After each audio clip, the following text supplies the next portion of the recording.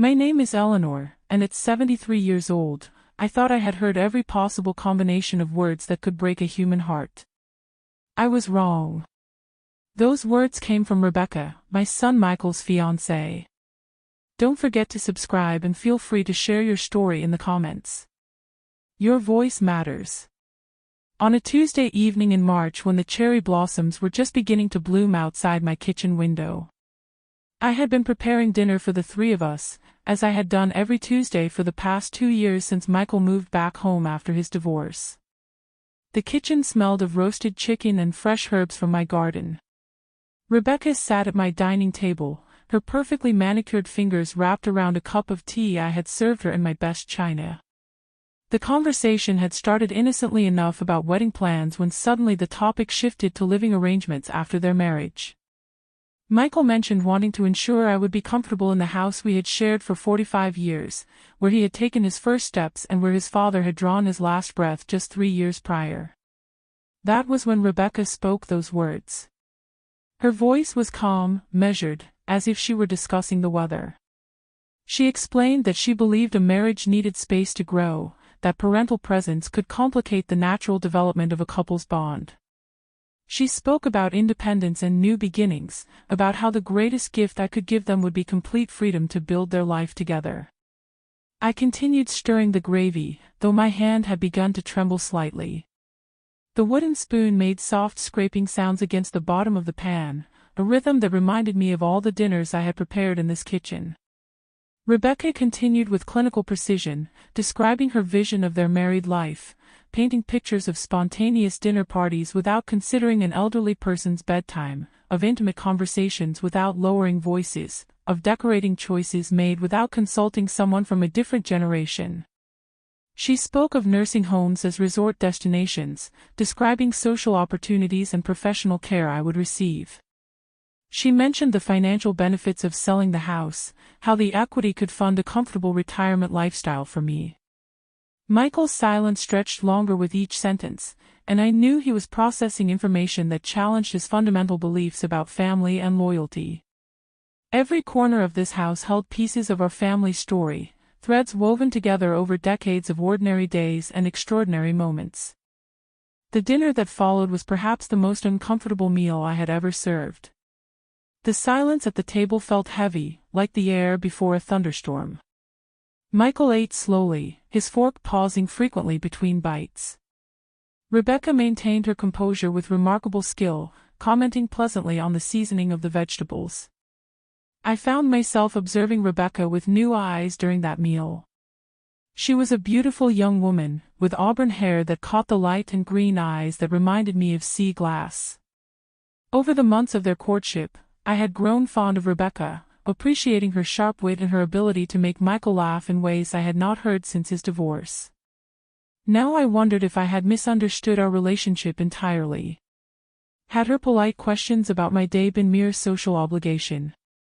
When she had complimented my cooking or asked for recipes, had she been counting the days until she would no longer need to pretend interest? After dinner, Michael helped me clear the dishes while Rebecca excused herself. As we stood side by side at the kitchen sink, falling into the familiar rhythm of washing and drying, Michael broke the silence first, apologizing for Rebecca's directness, explaining that she had not meant to hurt my feelings. I realized that Rebecca's request, while shocking in its bluntness, was not entirely unreasonable from her perspective. She was a young woman beginning a marriage, wanting to create a home that reflected her own vision and values. Many couples preferred to start their married life in their own space, free from extended family complications.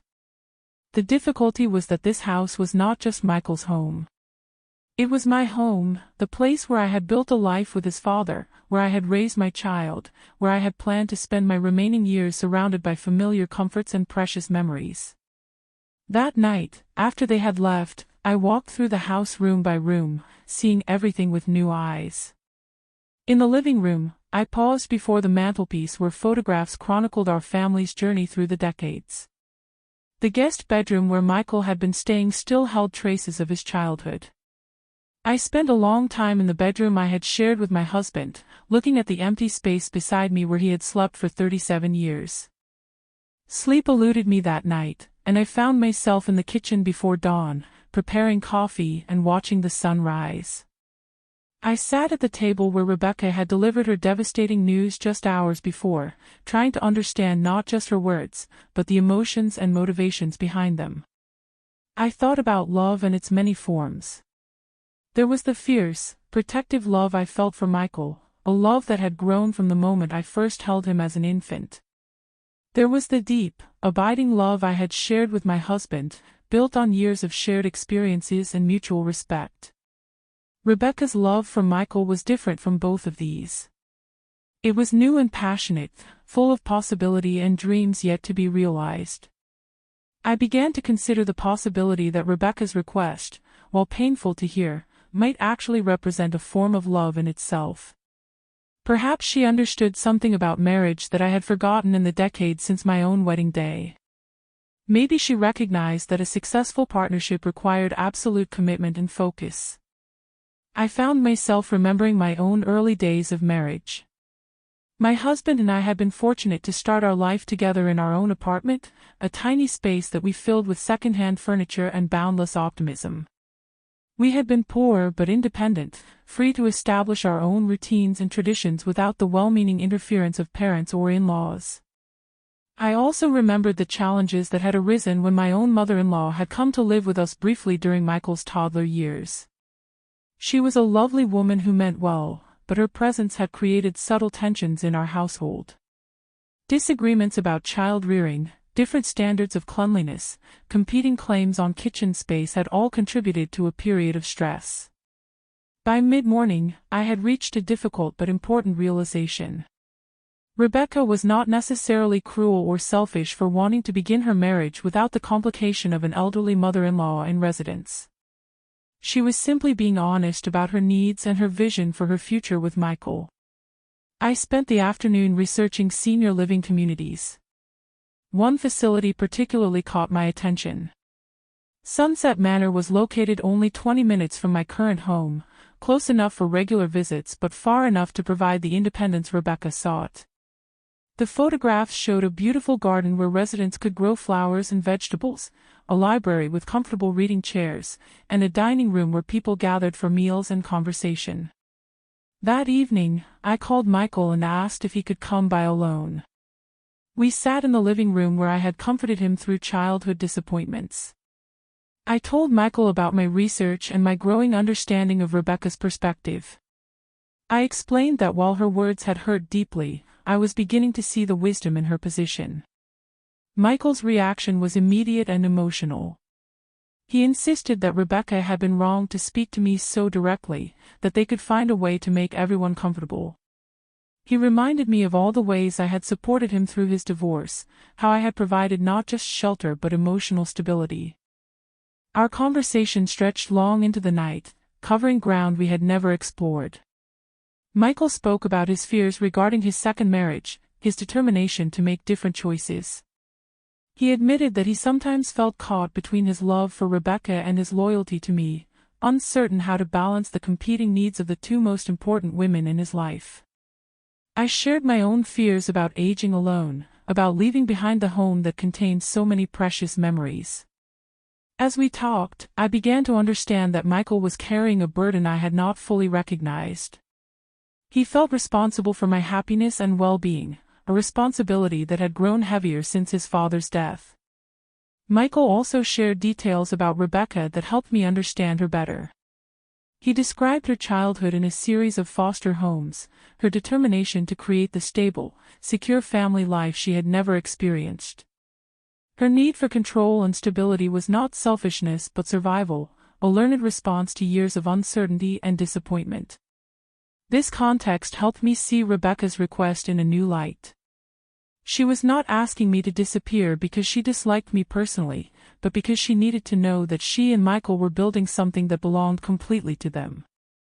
After a childhood of temporary arrangements and borrowed homes, she needed the security of knowing that their house was theirs alone.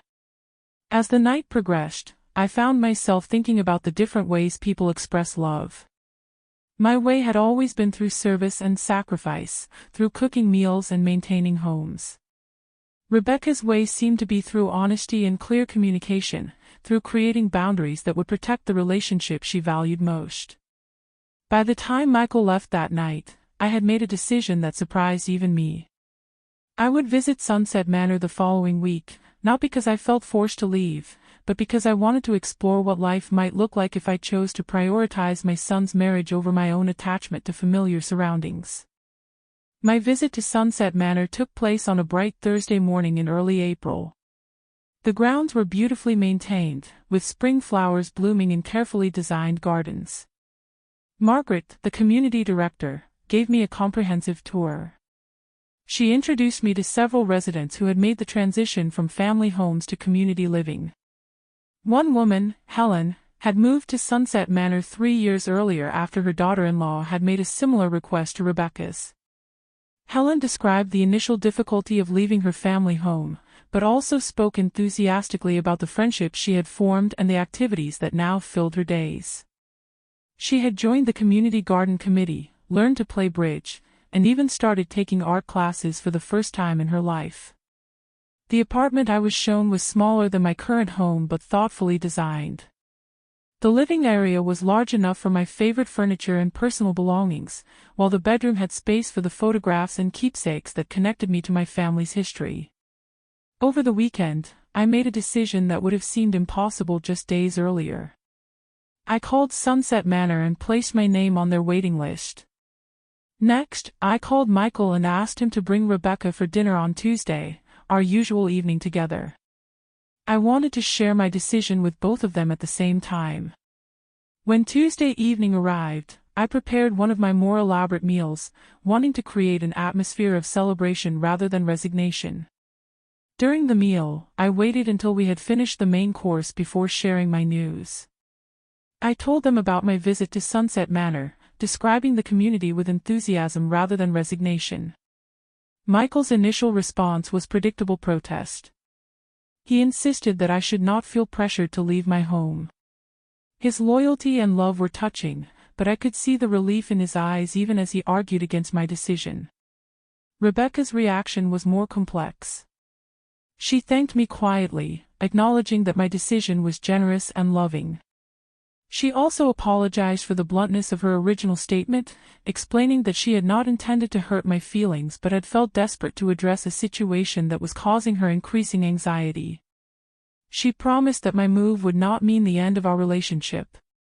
The evening ended with promises of continued closeness.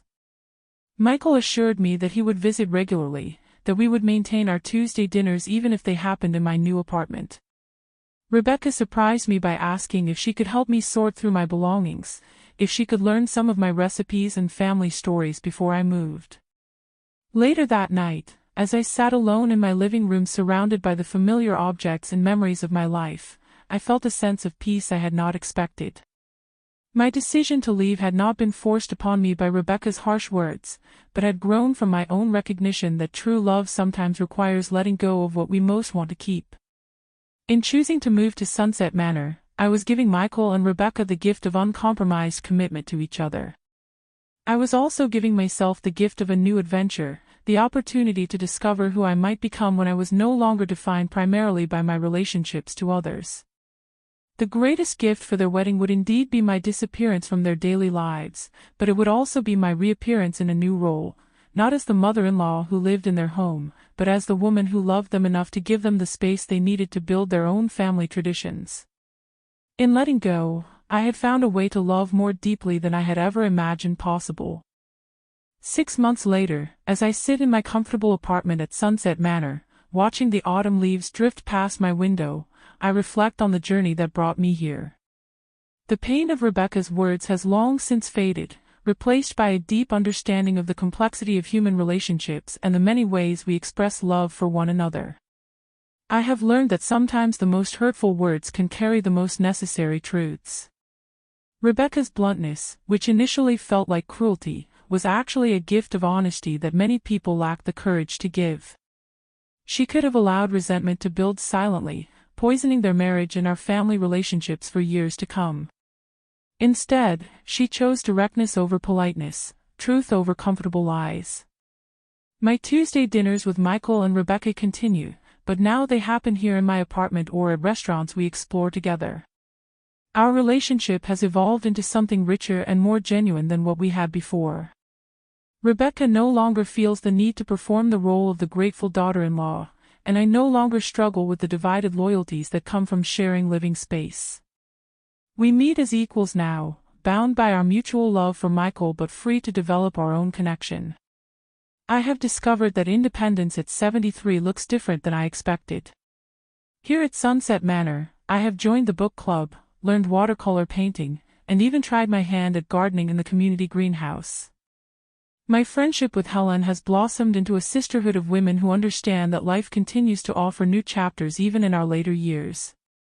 We share stories, laughter, and the occasional tear, supporting each other through the inevitable challenges of aging. Michael visits twice a week now, often staying for hours as we talk about everything from his childhood memories to his hopes for the future. Our relationship has deepened without the daily friction that can arise when adult children live with their parents. He brings stories of his marriage, his work, his dreams of starting a family with Rebecca. I see him growing into the man his father always believed he could become, confident and secure in his choices. The house I lived in for 45 years has been sold, and Michael and Rebecca have purchased their own home across town. They invited me to see it last month, proudly showing me the rooms they had decorated together, the garden they were planning, the nursery they hoped to fill someday. I felt no sadness at seeing them build their life without me as the central figure. Instead, I felt the deep satisfaction that comes from knowing I had made the right choice. This experience has taught me that love is not always about holding on. Sometimes the deepest love requires us to step back, to give others the space they need to grow and flourish. The mother bird who pushes her chicks from the nest is not cruel but wise, understanding that true protection comes from teaching independence rather than maintaining dependence. I have learned that change, even when it comes wrapped in painful words, can be a doorway to unexpected blessings. My life at Sunset Manor is fuller and more varied than my solitary days in the family home had become. I wake each morning with activities to anticipate, friends to meet, and new experiences to embrace. Most importantly, I have discovered that our capacity for reinvention does not diminish with age. At 73, I am not the same woman I was at 63, or even at 72. We are all works in progress, capable of growth, change, and new understanding until our very last breath. Rebecca's words force me to confront questions about what it means to age gracefully, to love unselfishly, and to find meaning in life's later chapters. The answers I found surprised me with their richness and possibility. Sometimes the greatest gifts come disguised as the greatest challenges, and the deepest wisdom emerges from our willingness to listen, even when the words are difficult to hear.